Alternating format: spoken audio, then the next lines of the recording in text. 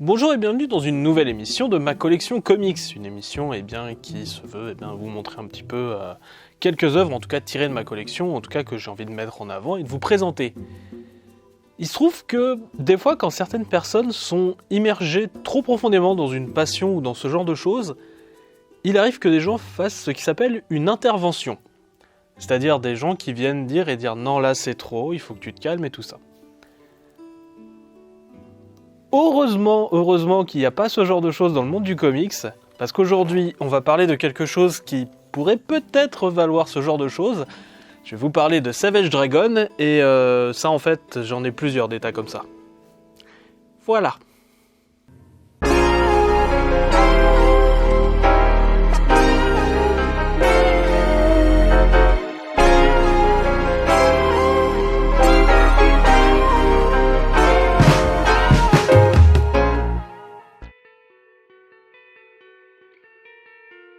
Alors d'habitude, dans cette émission, on revient sur un seul ouvrage en particulier, et il se trouve que ça va être le cas aujourd'hui aussi, puisqu'on va surtout principalement revenir sur cet ouvrage-ci.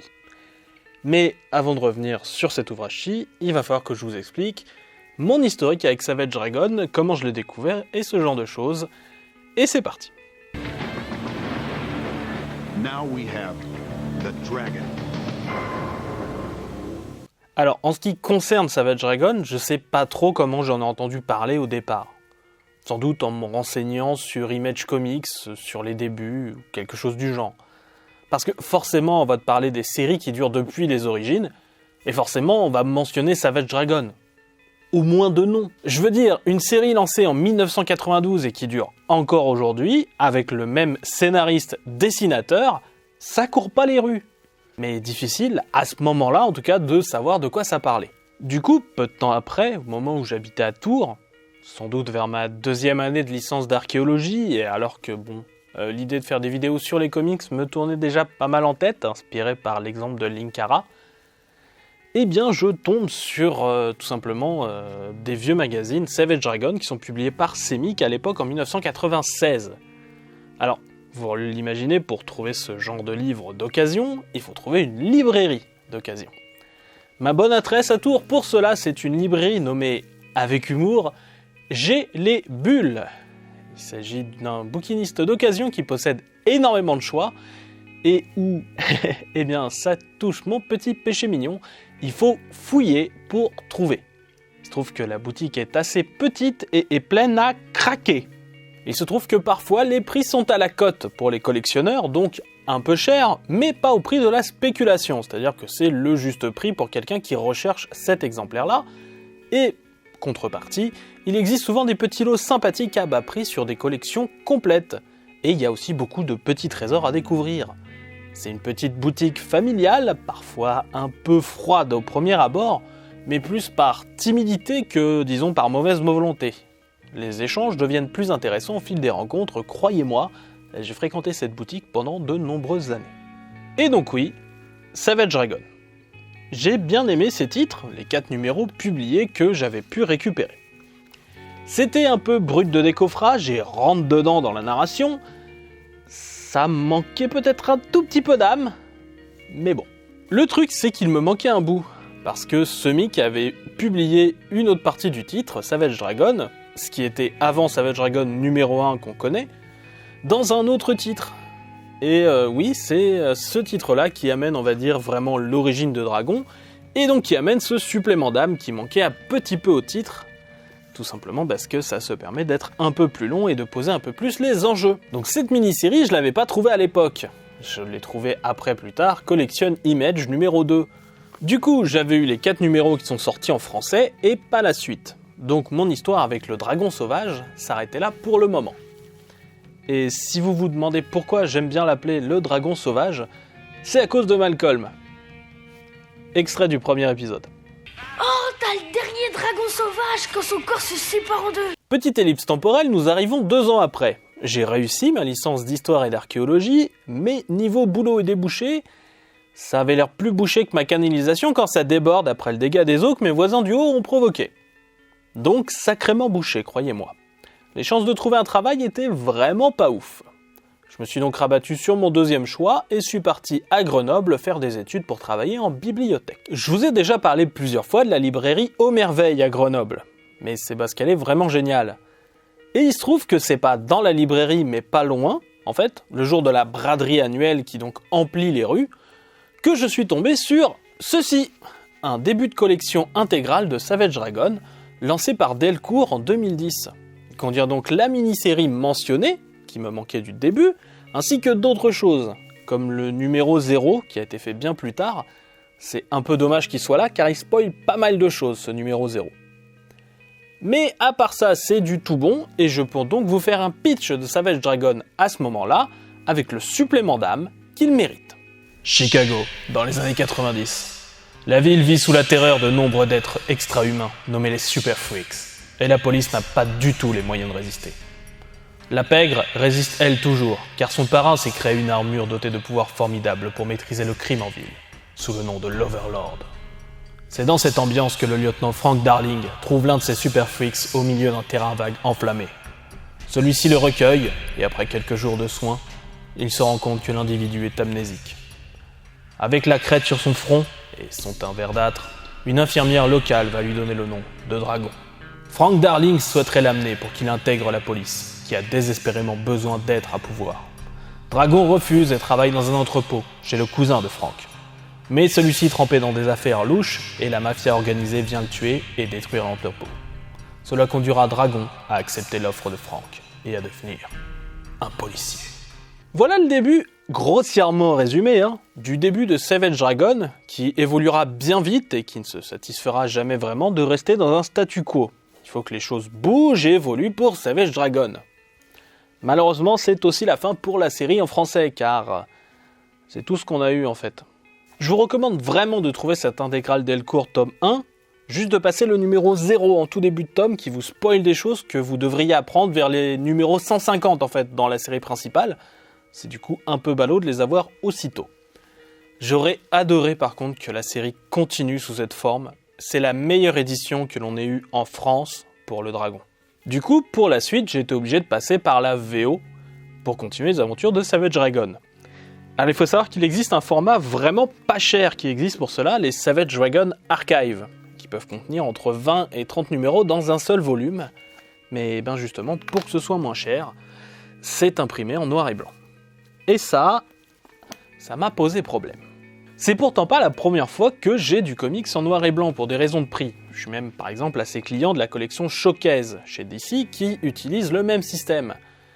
Mais il se trouve que passé une certaine époque, je trouve que l'usage de la couleur a un impact narratif plus avancé et je n'arrive pas à lire Savage Dragon en noir et blanc. C'est personnel, mais c'est comme ça. Pour tout vous dire, j'ai eu le même blocage sur certains récits de Marvel. C'est pour cela que j'achète plus la collection Essential, mais la collection Epic, qui est certes un peu plus chère et un peu moins fournie, mais au moins est en couleur. Du coup, j'ai passé plusieurs années à traquer les différents recueils couleurs de ce dragon sauvage. Ça m'a pris du temps, mais les voilà, ils y sont tous. Sauf qu'il y a un trou dans les recueils qu'il va falloir que je comble à un moment avec les numéros originaux. Je vous avoue que c'est un peu triste car Erik Larsen est un artiste que j'admire aussi pour sa gestion des recueils. Comme la lecture d'un numéro par mois dans des magazines séparés et la lecture rassemblée dans un recueil d'au moins 6 numéros est un peu différente, Erik Larsen fait l'effort, très souvent, de retravailler le découpage des planches et rajoute même parfois des pages entières pour assurer une lecture plus fluide en recueil. Ce type est un malade, mais le genre de malade fascinant. Récemment, j'ai même encore passé un palier puisque je suis actuellement le titre en numéro simple, que je reçois chaque mois. C'est cool parce que ça me permet de profiter des petits bonus proposés dans chaque numéro, comme les histoires bonus sur l'univers de Dragon, ou bien une section comic strip humoristique qui est généralement bien marrante. Vous l'aurez compris, j'aime beaucoup Savage Dragon. Pour plein de raisons. Déjà, son univers ne cesse de se renouveler et vieillit en temps réel. C'est-à-dire que là, actuellement, au numéro 250, je suis les aventures du fils de Dragon, qui est lui-même papa. Et le dragon original a été flic, chasseur de primes, survivant de monde post-apo à la Kirby, sauveur du monde à plusieurs reprises, et même ennemi public numéro 1. Une autre chose que j'ai pu découvrir, et qui explique sans doute pourquoi Dragon n'a pas du tout marché en France, c'est la traduction. La traduction de l'époque, faite par Semig, je sais pas qui l'a faite, mais elle ne rend absolument pas honneur aux efforts de dialogue de la VO. Encore une raison de préférer la version intégrale de Delcourt, qui est traduite par Jérôme Wiki, et qui apporte encore plus de l'âme originelle du dragon, avec une traduction excellente. Vous allez voir, on va juste comparer les passages dans les deux traductions. Tout d'abord, commençons avec la première traduction, celle de Semic. Je n'en viens pas. Il n'a plus aucun souvenir personnel, mais il se rappelle tout le reste. Il se souvient de l'actualité de la semaine dernière, mais pas du nom de ses proches. Bizarre. Maintenant, passons à la traduction de Jérôme Wiki chez Delcourt. Je ne pensais pas que ça existait. Ce type ne sait rien de son propre passé, mais il est incollable sur tout le reste. Il peut te raconter le dernier épisode de La Loi de Los Angeles, mais pas ce qu'il a mangé hier. Il ne sait pas s'il a de la famille, des amis, c'est dingue. Vous voyez, c'est vraiment pas la même limonade, et c'est beaucoup plus proche du texte d'Erik Larsen en fait. Et c'est pour ça que je vous recommande vraiment cette version-là en particulier pour découvrir le personnage. La traduction. C'est elle qui m'a fait finalement accrocher et pousser à aller voir la VO.